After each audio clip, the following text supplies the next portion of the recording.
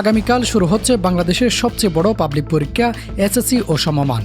এবার পরীক্ষায় অংশ নিচ্ছে 18 লাখেরও বেশি শিক্ষার্থী।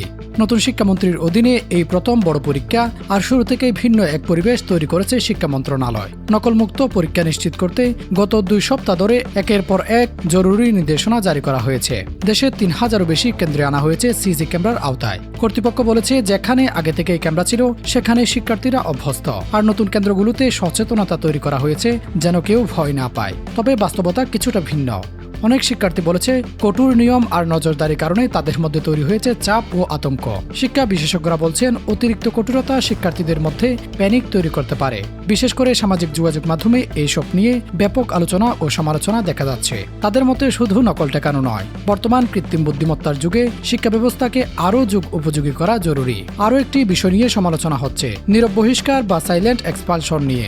যদিও কিছু ক্ষেত্রে সিদ্ধান্ত পরিবর্তন করা হয়েছে, তবুও অনেক নিয়ম এখনও প্রশ্নবিদ্ধ।